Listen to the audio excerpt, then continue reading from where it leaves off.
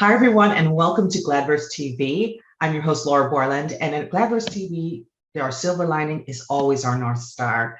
Today, I'm excited to bring to you another episode from our Bounceback series, and today we're going to be speaking about bouncing back from cults. And we have a super special guest today who can share her personal story as well as her life's mission with regards to extracting oneself from a cult. So I'm so pleased to welcome Dimple Bindra. She's a CEO and founder of Yoga Can Heal.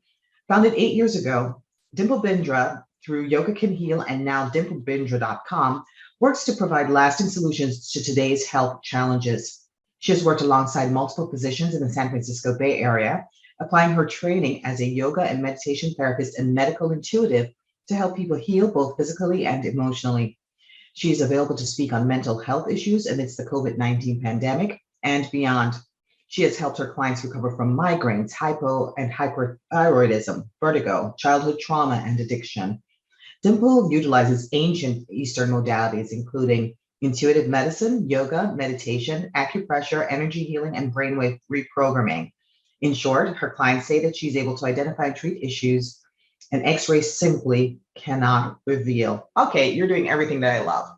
So welcome, Dimple. I really am pleased to have you here and to discuss this so sometimes overlooked, what I call crisis in a way. There are a number of cults out there. There are a number of people who are under the influence of so many other people who are driving their lives. Can you just share a little bit about your experience?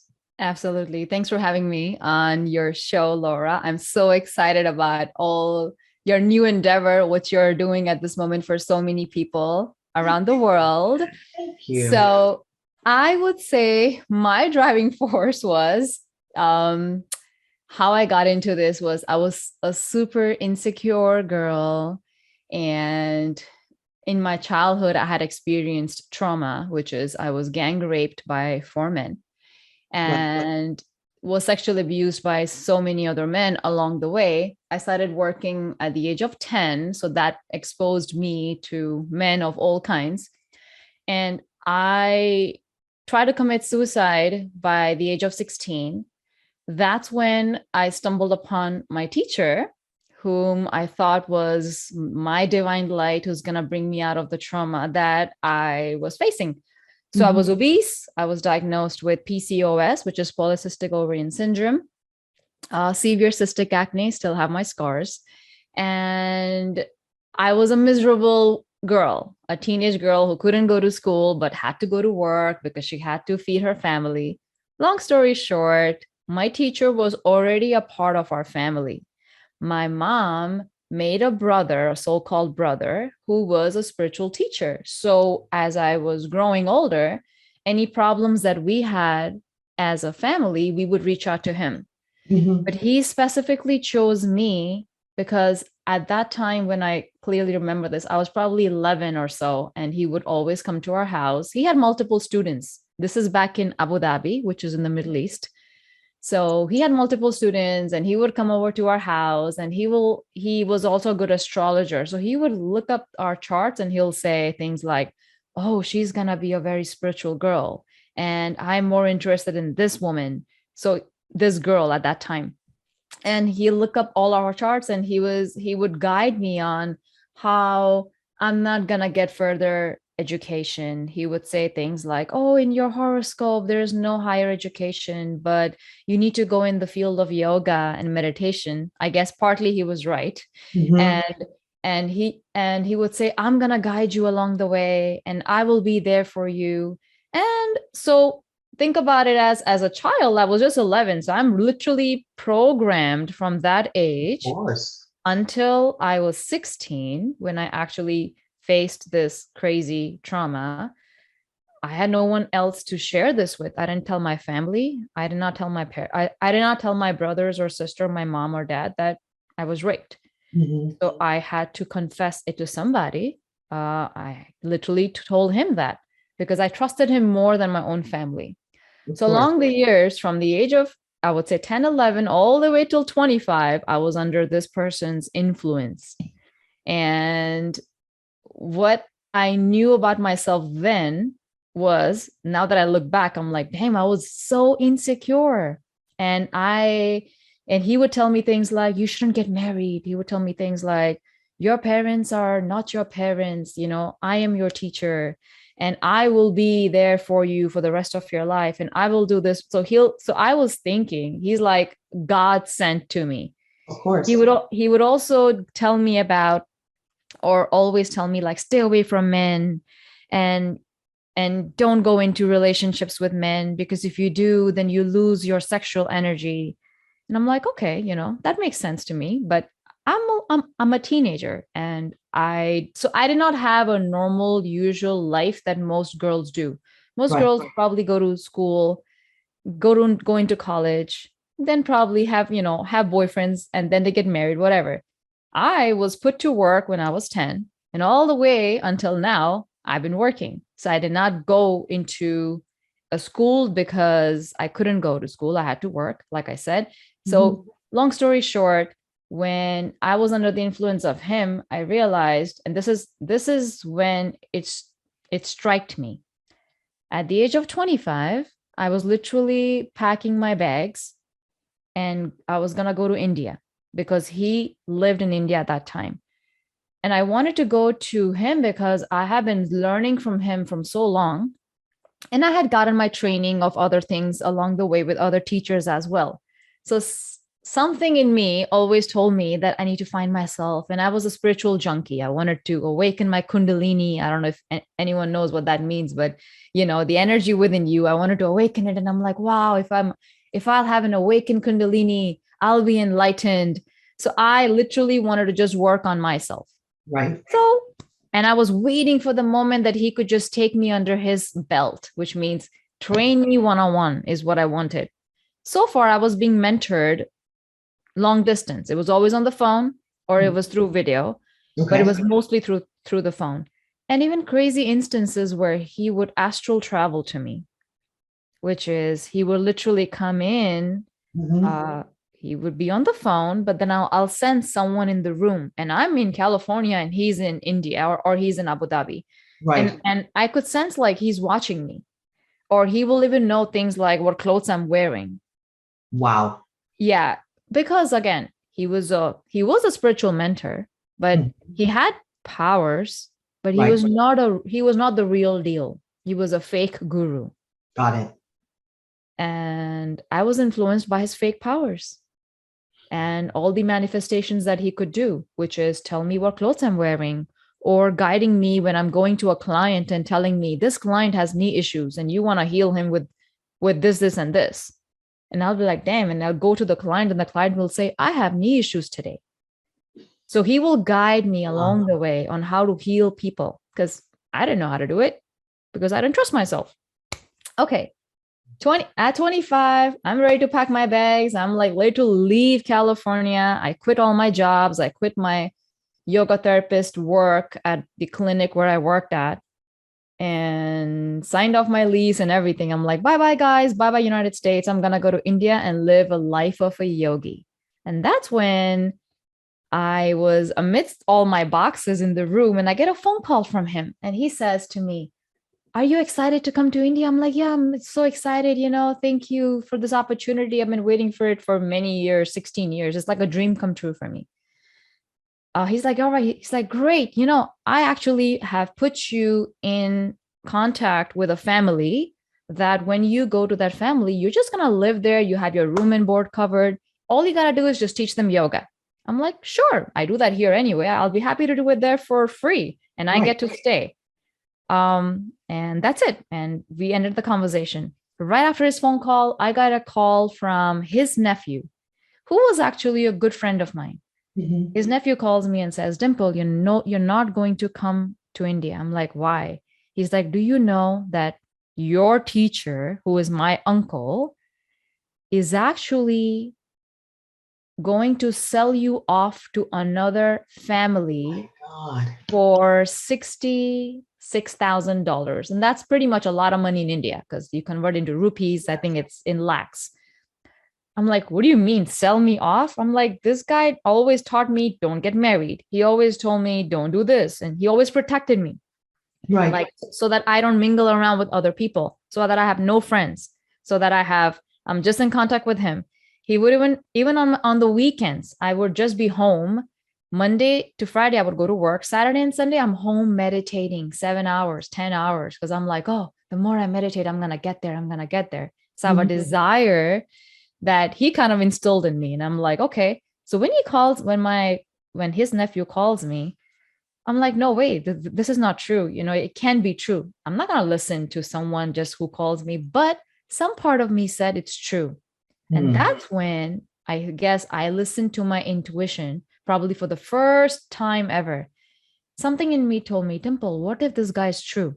Go find out. So I had 14 days to exit the country. I had 14 days to decide whether I'm leaving to that man or not. My research started. I started contacting all of his students, and all of his students are like, no way, he's a good guy. He's an amazing person. What are you talking about? Da, da, da. Anyway, I'm like, forget about his students. Let me try reaching someone whom he lived with. At least the person whom he lived with knows him better. Because I'm here long distancing this person who is a 66-year-old man. I'm long distance. I'm literally on the phone with him. I'm like, let me call up someone he lived with. And then I figured out a contact. I called him, and we used to call him uncle back then. So he was also a 68-year-old man who lived with my teacher for so many years. When I contacted him, I said, uncle, just for your knowledge, I'm going to India to your friend.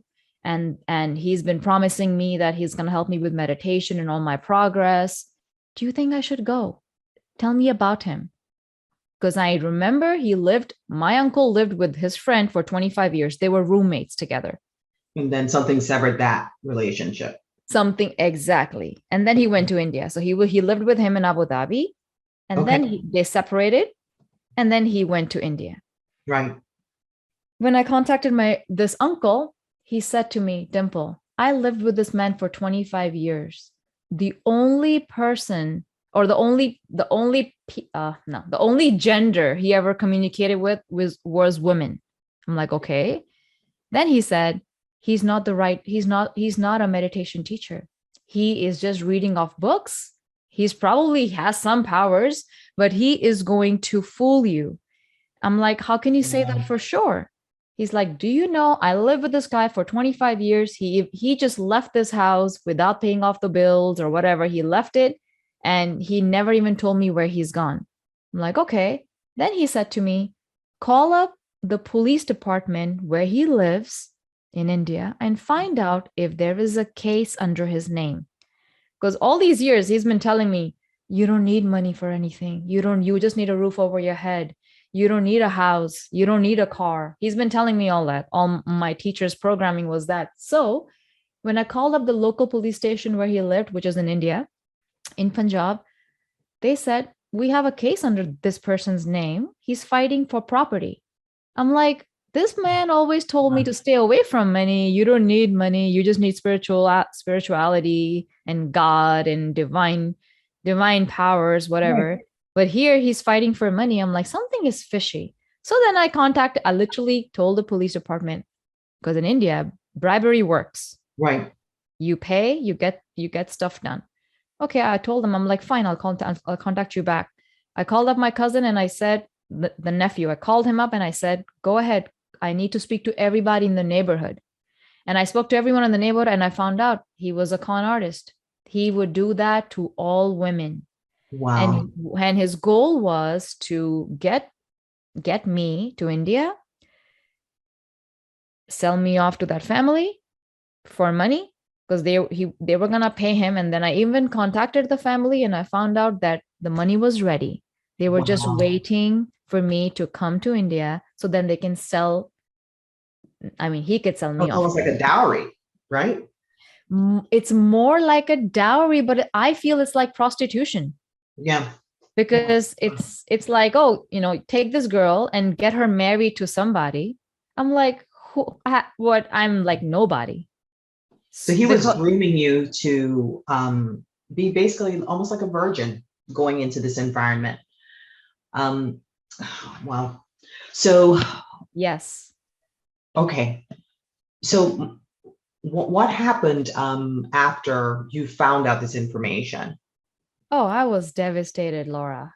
I was like done because my life was just him and my spiritual world of the dream world I was living in. I was Right. living in an illusion.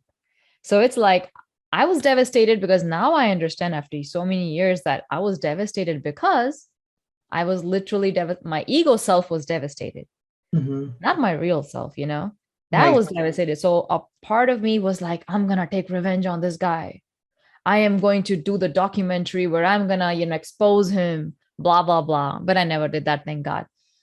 Um, I took a year off for myself after Okay. that time. Within that year, all I would do was, because all I knew was meditation, I didn't know anything else. I'm Yeah. like, God, divine universe, I just want to be better than him. Whatever powers he has or whatever he has, can you tell me who taught him that so that I could learn it and I can get there on my own? Can I be my own teacher? Can I be my own teacher? I kept on meditating, meditating, and the answer was yes, you can. You don't Mm. need anybody else in your life anymore. You are your own teacher. You are your own guru. You don't need to rely on anybody else. So that was my time where I literally shifted my perception, did a whole lot of crazy healing that I had to do. And I, until this date, it affects me, but I know how to disconnect from it. Right. So yeah, that was the time that I realized that I need to work on myself. And from there, I need to teach other women how not to ever get under the influence of anybody, whether even if it's your husband who's manipulating you, whether Hmm. it's your mother-in-law, your father-in-law, because a lot of my clients are Asian, Right. 60% are Indian women, and Okay. they live in house, they co-live with their mother-in-law and father-in-law, and all of them, they're pretty much doing the same thing to their own daughter-in-law. So it's like they're literally, how should I say it, Controlling your lives. they're controlling their lives on Hmm. what should you eat and what should you wear and where should you go and what you should and how much money you need to spend. So it's Hmm. like, so my whole endeavor is do not listen to anybody. You have to listen to yourself. That's my first thing. So I'm coaching women at this moment, and Right. that's what my client base is. So my whole goal is listen to yourself and not to anyone else, because no one else, yeah, someone can guide you, but no one can take you there. If someone is promising you that you can get there, it's bullshit. Yeah. Excuse my And I'm with language. you. And I practically appreciate the frank language because um, one of the main things that I'm pulling from what you're saying is that your intuition did not let you down. And Mhm. so often we are called crazy for just saying, look, something doesn't feel right. And, because people are just like, you can't quantify feelings, therefore it does not exist. But my intuition has never failed me. Yep, And exactly. I believe in that so strongly. So I believe that as not only women, but people who are in a situation where they feel like they're under some degree of control, trust your gut. Hmm. If something doesn't feel right, chances are something is amiss. And I think if you wait long enough, because there are times I did not have to search for answers. I believe that things come to you at the right time. And so when that aha moment comes to you at that right time, see it for what it is, embrace it, process Hmm. it, and then move through. Because your aha moment came from that call where you Yep. can say the universe was protecting you. Oh yeah, absolutely. I agree. Now, until this date, I'm like, thank you, nephew. If you hadn't called me, I would have been in India and I would have been in a mess. Oh, and today, at this moment, this guy is actually a madman. He is gone crazy. Everyone in the neighborhood calls him mentally ill person Wow. because that's how he acts like. And I'm like, oh my God, thank God I got saved, because a lot of things happened, which I found out later from so many people. And I'm like, oh my goodness, the universe was actually protecting me. And I never knew. It's like you never know until you're in there. So my question is, you mentioned earlier that this was someone who was close to your entire family. Mhm. Did this cause a, a rift in your relationship with any of your family members? It actually got better because I understood he was just, I figured abusers will always want to abuse the person and would want the abused victim to be away from friends and family. So Right. that part I understood, that he's been programming me like my mom and dad are not good people, my brother and sisters are not great people. But the truth was, they were always amazing people. But Right. once I broke off with this person, I realized my mistake. And I'm like, I need to amend my ties with my family. So it got better. Oh, that's fantastic. Mhm. That is fantastic. So where are you now? Oh, I'm in, I'm in a better place today.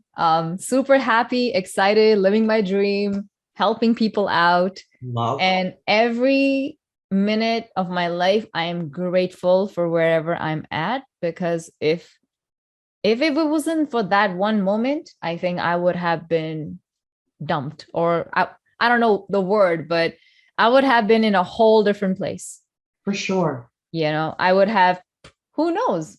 I wouldn't have had power if I was in India to do anything, or I wouldn't have been protected if I was there, Yeah. because I don't know the people there, and who knows what would have happened. Maybe I would have been killed. Don't know. So I'm very lucky, very fortunate for where I am today. I am so moved by your story. And I wanted to learn just a little bit more about the work that you're doing with people who are in those cult situations. What are you seeing in your practice? So I have had a couple of women. Again, they were part of some organizations. In fact, in just volunteering for some organizations. I don't want to take names Right. because it's That's very, fine. because it's basically the same line of work that I'm doing. And I feel that these women are literally, what I'm seeing is they are not focusing on their lives, but they're focusing on how to build that organization even Mm, more. Whereas the money part, so they're volunteering, they're not getting paid. But then their job is to get money into the organization and send it up the channel. And I'm like, mm. what part don't you see? You're not getting paid for the work you're doing. Yeah. You're teaching whatever you're teaching, yoga, meditation classes, 12 hours a day. Sometimes you're staying in the ashram or the school. Right. So what part are you not seeing? And I had one woman, which is crazy, that they were told to practice celibacy, not Okay. have any sexual relationships with anybody. She was a single woman, worked for her. She could practice celibacy, which is great. But then she had to have sex with her teacher every Friday night, Oh my God. Like I just can't. because just because the teacher would say that the more, oh, they bring this bullshit around, and I'm sorry, I get pissed off, Yeah. because my teacher used to say very similar stories to me. Oh, if Dimple, you'll be great in tantra, you'll be great in tantra. And I'm like, what is the hell is tantra? And then I would understand what it means. Of course. So now I can teach it, but I teach the clean way, not the maligned way. Of course. So yeah, this woman, and it's horrible because she had to do that every Friday night with her teacher. And the response was that, oh, if you do this with me, I am going to take you to heaven, or I am going to take you Oh to my God. enlightenment, I can't. because as we are sexually connected, we get some power, some crazy power. I don't know exact words or what she told me, but along those lines, we get a power within us, which is going to help you transcend your sins. Oh So this my is God. not sinful. I And can't I'm even like, imagine that Nirvana argument. Like, yeah. And I'm like, are you serious? Like, you didn't see yeah, this? yeah, But it's I difficult. And it's sometimes it's difficult, I think, Dimple, to overlook the or to lose compassion for how vulnerable we are at different points in our lives. And predators recognize that and prey on, your vulnerabilities and giving you a lot of half truths. So they will tell you something like, for instance, oh, this person's going to have something wrong with their knees. Well, it validates that when you walk in there, but something about the story just isn't 100% right.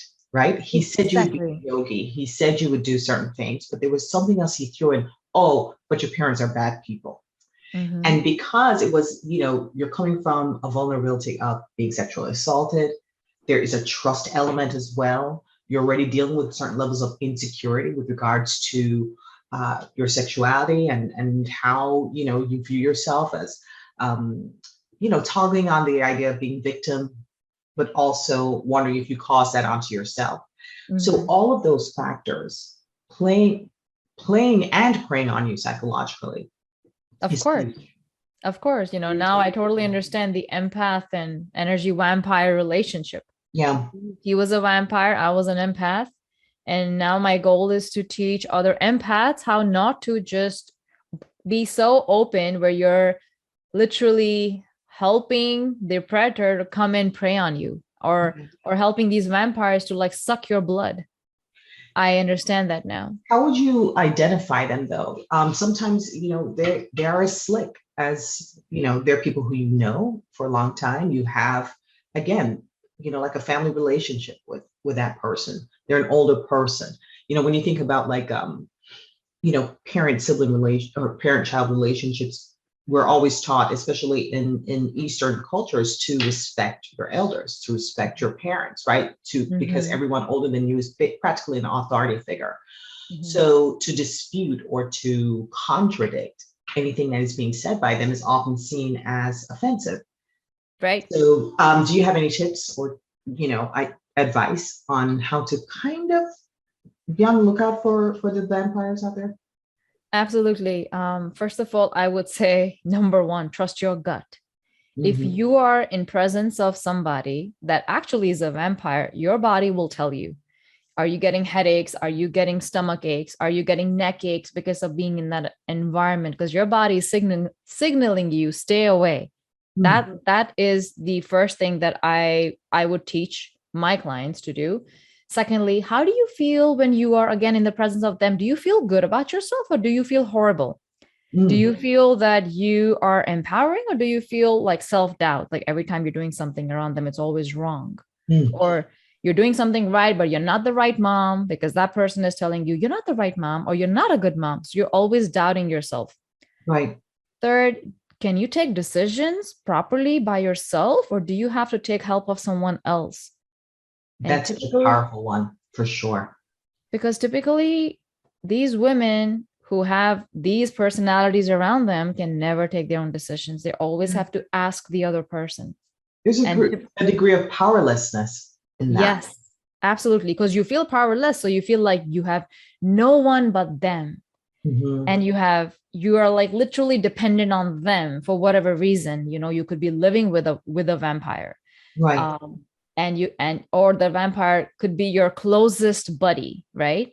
And Yeah. you always feel like you're always sharing everything with them, and they're secluding you from other people. So that's the other part. Yeah. The It, isolation is huge for yeah, sure.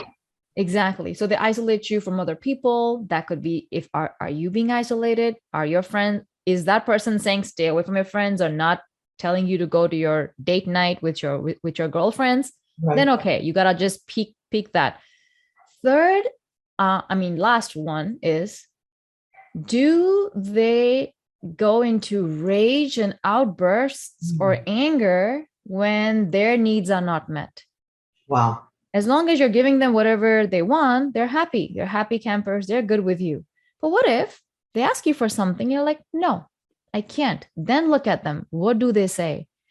Are they going crazy, violent, in rage, or are they understanding? If they're understanding, then you're probably not with a vampire. But if they're in rage, then I feel personally that they are the ones that are actually sucking your blood. And You're are in they it. helping you and supporting you in your dreams, or they're not?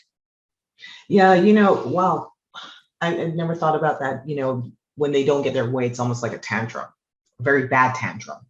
Yeah, And yeah, that to me just sounds very unhealthy. And and we see it so often in so many, just even just regular relationships exactly. where Mhm. the cult behavior seems to be in line with just domestic partnerships, domestic relationships, and Yep. want, people speak about when they experience domestic abuse of any Exactly. kind. Mhm. This is so powerful. I could like speak to you for hours. This is Oh, thank you. great Thank stuff. you. All right, so Dimple, I want to thank you so much for being a part of the show. And oh, you're supposed to give us a little takeaway so our viewers can do something to just kind of elevate their mood or to just be a little better. Sure. I would say I would love to, teach meditation. And Yeah. I would love, yeah. So I would love to teach them meditation. If they want, they can definitely go on my YouTube. Or if we want, we can do a quick 2-minute meditation right here on the I'm show. all for it. Okay, awesome. I Great. love meditation. All right, let's go. Oh, yay. Perfect. All right. So please close your eyes, and wherever you're sitting, just uncross your legs if you're sitting on a chair. And just make sure that your back is straight in neutral position. And then close your eyes.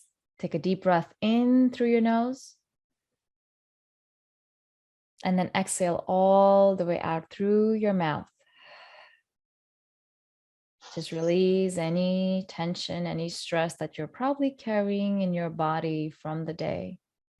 Once again, focus on your breath and inhale. And then exhale all the way out. And now bring your focus back to your breath. And as you breathe in, tell yourself, I am beautiful.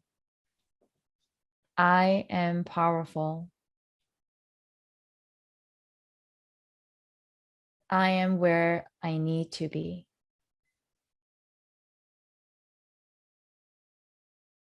And now visualize a beautiful lavender light, which symbolizes love, happiness, and joy.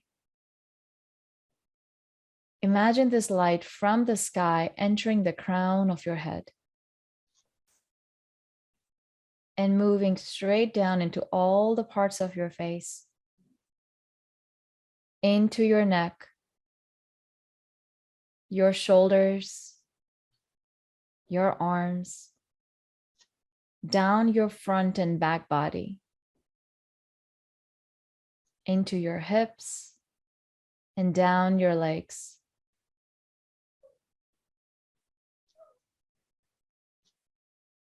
So that you can walk on your journey on from this moment on with ease and grace. And now inhale, take a full round of breath in through your nose, expanding your belly, and then exhale through your nose. And whenever you're ready, take your time to open up your eyes. That was amazing. I was like all tingly and I feel great. Oh, cool. I I like love that. that. Thank you so, so much, Dimple. Listen, my audience is going to love that. They're going to love you. And I'll leave all your information there so that they can book sessions with you. Awesome. Thank you so much, Laura. I really appreciate it. And Oh, thank you for all your questions. oh, no problem. Thank you for telling your story. All right. Take care. Thank you, Laura. All right.